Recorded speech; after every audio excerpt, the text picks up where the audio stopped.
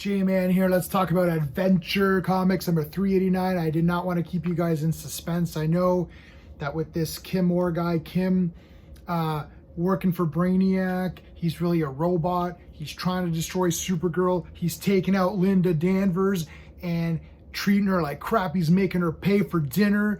He's letting like the cars splash her with water. Car drives by, he puts her in front as a shield. Man, what an ass. But before we get to that, let's talk about the story. That's the first story, which is Supergirl presents Malcolm the Mysterious. So he's a magician. Now what's going to happen is she going to fight him? Is there going to be conflict? Well, no, there's not going to be conflict. Linda's friend, it's Father's Day, and Linda is thinking about her father, Zor-El, who is in the bottled city of Kandor with Allura, her mom, and she's thinking about her foster parents, the Danvers, and it's like she wishes her father was around, so she looks in the bottled city. I love the art here. Oh yeah, I'm not reviewing this as a space comic, so I'm not going to do the story, pacing, artistry, characters, enjoyment. I'm not doing that. I'm just going to talk about how it, because I love these adventure comics. They're just great. You can't review them. I guess you could. There's a lot of goofiness, and this one's got a lot of goofiness actually, but anyway. So her friend here, I think it's Harriet. I forgot her name and I just read it like 10 minutes ago. Whatever, her father is a magician. Her mother passed away, and he feels really bad about himself. So he's been down for 10 years. He's been kind of just down. This is him right there, thinking about his family, his wife. So Supergirl feels bad. She wants him to come out of retirement. They have a Father's Day thing where all the fathers come and present, or it's like not a show and tell, but like sort of like that. The fathers are there, and all of the girls made their fathers a gift, and you know, she's embarrassed about her father, but he comes and he's like, I'm going to try my best, and Supergirl's going to make sure that he succeeds in all of his really goofy magic tricks. So of course there's this like bitchy girl who's like, oh, your dad sucks, and you know, the usual kind of crap. And then she's like, oh, I bet you're Supergirl. They always have somebody who thinks that, you know, Linda's Supergirl or that Clark is Superman. And then Linda has to disprove it by doing something. So that happens here. She gets her father to come out of Kandor, and he does stuff while she's like locked away, so that it proves that Supergirl could not have done it. But it makes the father look good. It makes the magician look good. So he does all these great tricks, and he pulls a rabbit out of a rose. That's kind of cool. And everything's great, and he gets his confidence back, and it's a happy ending, and the end. So that was your A story. Now your B story continues with that Kim Moore fellow. You get a little bit of a recap here. And basically, he's sent by Brainiac. So there's a real guy who's an alien who's very attracted, or women are attracted to him. So he gives off some scent or something, I guess. I don't even know. And women love him. So Brainiac captured that guy, and put his mind into a robot, and then the robot was going to dispose of the guy, and then the robot's going to go get friendly with some girls, find out who Supergirl is, lure Supergirl, then he's going to explode and kill Supergirl. I don't know why Brainiac would think that would work, but in any case, that's the evil plot. But there's some twists here, oddly enough, and this is a little bit of this plot is a lot more convoluted than it needs to be. But anyway, so Linda gives him a ring, and he literally throws the ring away. He's like, oh, this ring is trash. I don't care about your stupid ring, which is really rude. Supergirl goes to a junkyard and makes him a car. She makes him a car, and she's like, look, I made you a car. And he still says, I don't care, this car sucks. But he secretly likes the car, but he's just making it sound like he doesn't like it.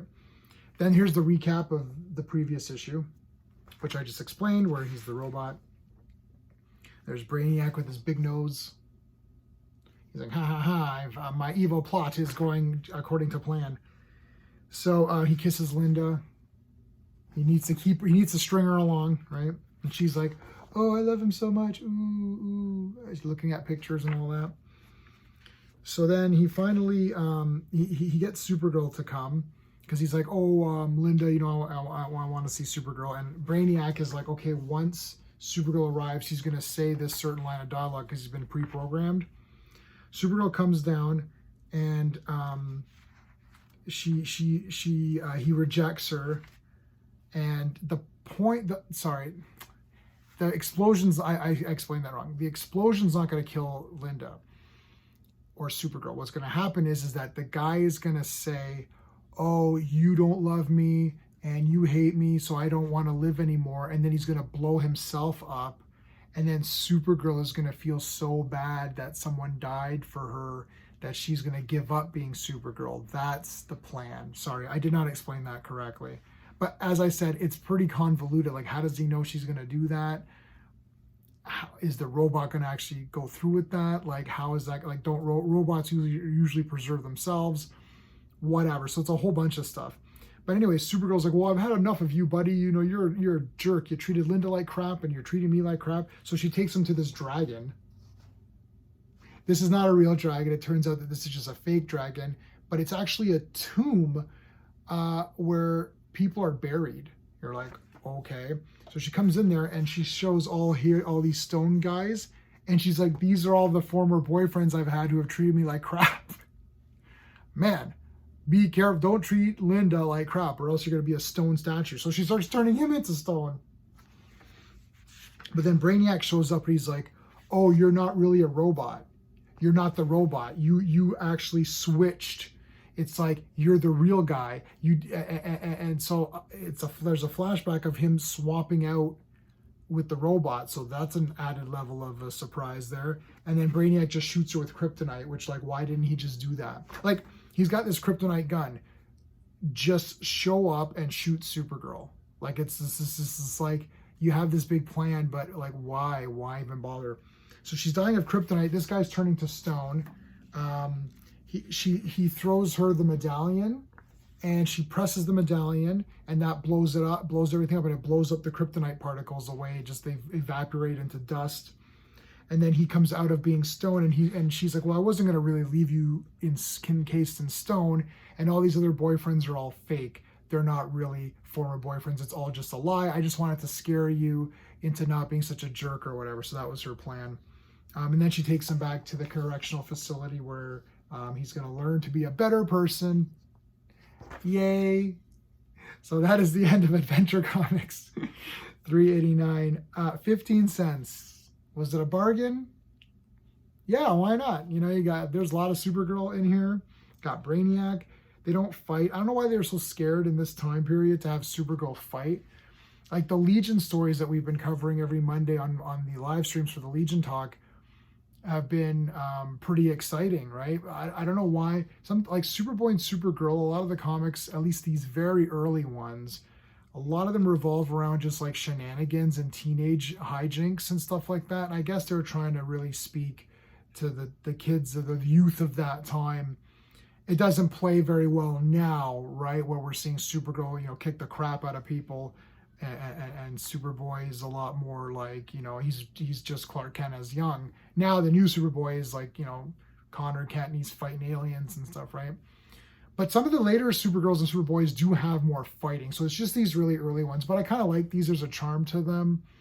I just really appreciate the fun and you know, wackiness of it. I'll say that I'm really getting excited about this blue dress. Normally I like the red dress, but it's actually grown on me a lot. So that's something to say for this. I love the art. I think it's really special. They're fun. And check them out. I mean, if you like this kind of thing, let me know in the comments. I could do more of these reviews. It's not even a review, it's just me talking about it. We cover these on live streams a lot.